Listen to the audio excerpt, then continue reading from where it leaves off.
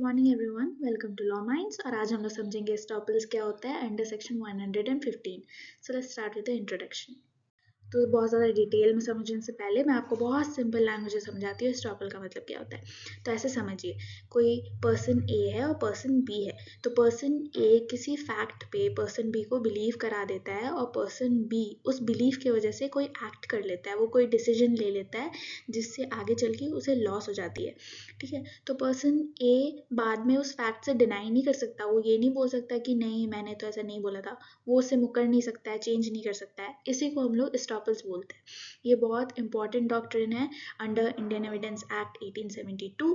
इसका M truth discover करना नहीं होता है, इसका एम होता है जो फेयरनेस होती है उसे इंश्योर करना। ठीक है, क्योंकि कोर्ट्स मानती है कि अगर लोग फ्रीली अपने स्टेटमेंट्स को डिनाई करने लगेंगे तो जो लीगल ट्रांजैक्शंस होती है वो अनसेफ हो जाएगी, अनस्टेबल हो जाएगी। इसलिए एस्टॉपल्स बहुत इंपॉर्टेंट है।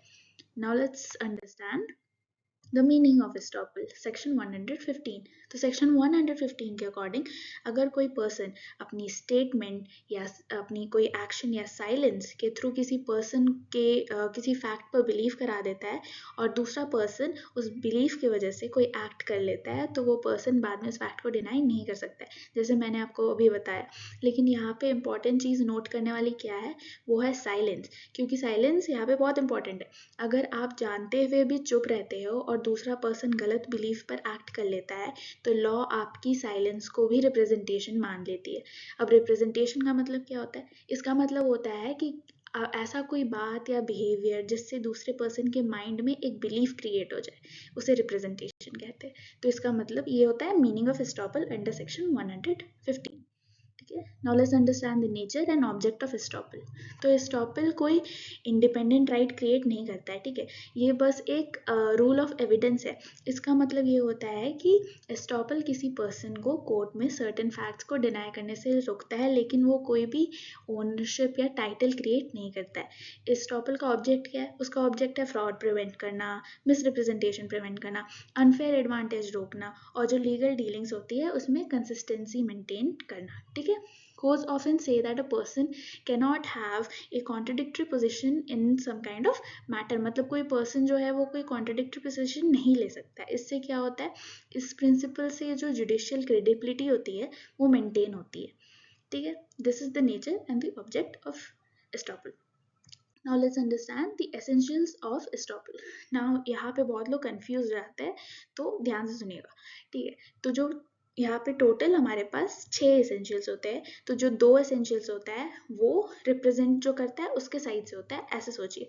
ठीक है, क्योंकि जो फर्स्ट होता है उसमें होता है क्लियर रिप्रेजेंटेशन, मतलब एक पर्सन ने वर्ड्स, एक्शंस या इवन साइलेंस के थ्रू क्लियरली रिप्रेजेंटेशन किया है जब सिचुएशन ऐसी थी कि ज़रूरी था।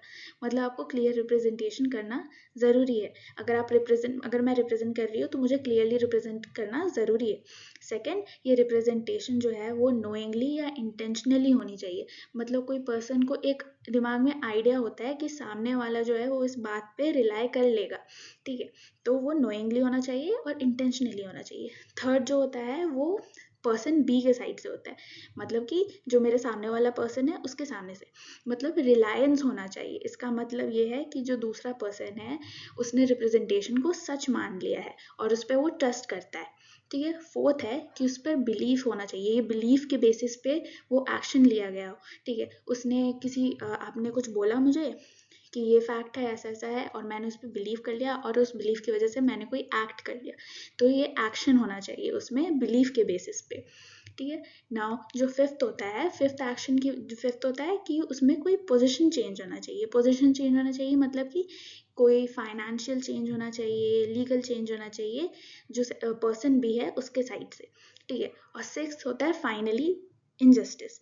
इसकी वजह से कोई इनजस्टिस होना चाहिए, मतलब जो पर्सन ए है अपनी फैक्ट को डिनाई करता है तो पर्सन बी के साथ अनफेयरनेस हो जाती है या उसका कोई लॉस हो जाता है। तो ये है 6 इंपॉर्टेंट एसेंशियल्स ऑफ एस्टॉपल। ठीक है, now let's understand this with N illustration. ये इलस्ट्रेशन सेक्शन 115 में ही दिया हुआ है। तो सपोज ए एक प्रॉपर्टी के बारे में बी को बिलीव कराता है कि वो ए की प्रॉपर्टी है, ठीक है, और बी उस बिलीव के वजह से उसे पैसे पे कर देता है।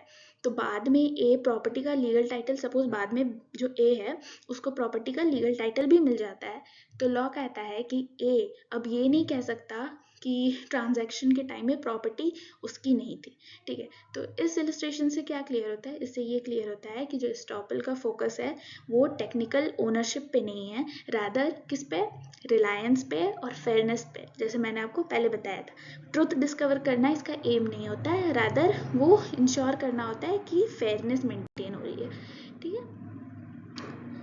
Now let's see some important case laws on general estoppel. So the first case is Pratima Chaudhary versus Kalpana Mukherjee 2014 Supreme Court.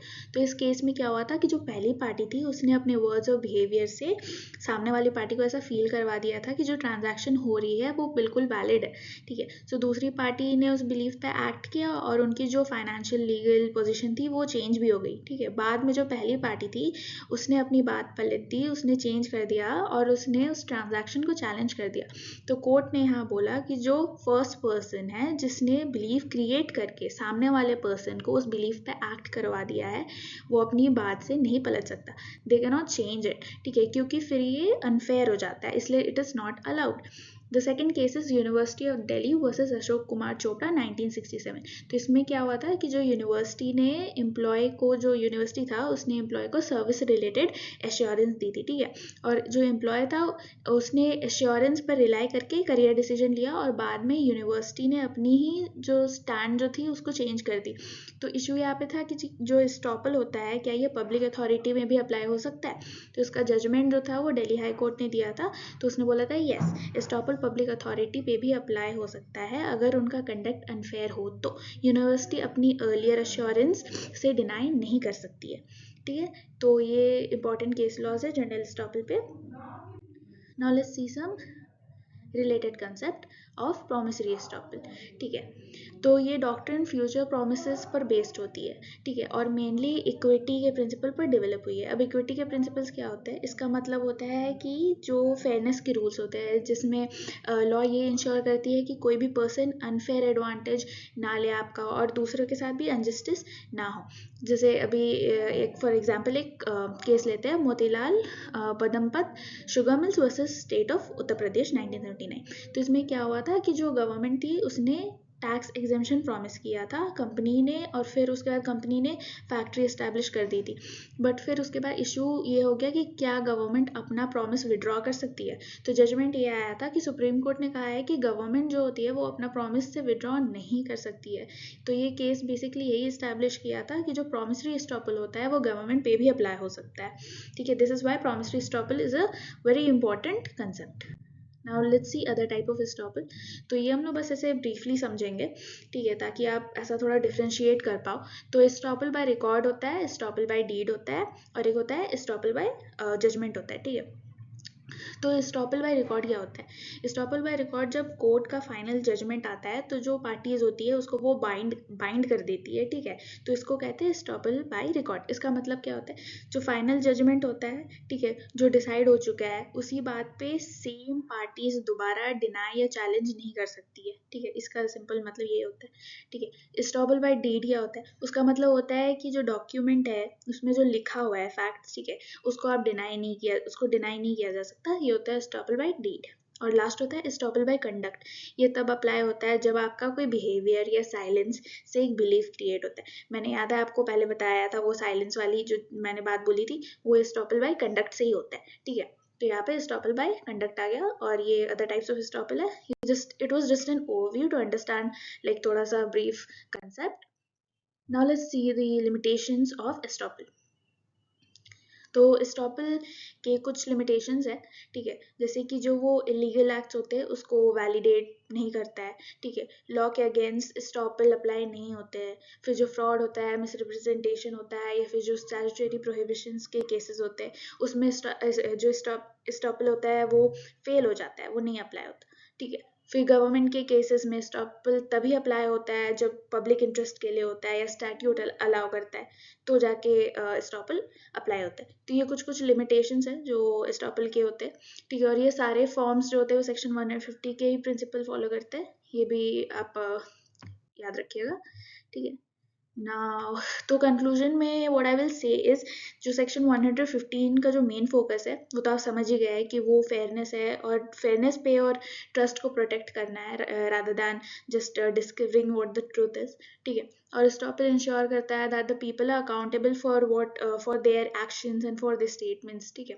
तो इस डॉक्ट्रिन के बिना जो लीगल ट्रांजैक्शंस होती है वो अनस्टेबल हो जाएगी, अनसेफ हो जाएगी। इसलिए कोर्ट्स स्टॉपल को एक बैलेंस्ड अप्रोच के साथ अप्लाई करते हैं ताकि जो जस्टिस है और इक्विटी है वो दोनों मेंटेन हो सके। So that's all from my side. Thanks for watching, and do like this video if it was informative, and don't forget to subscribe to Law Minds.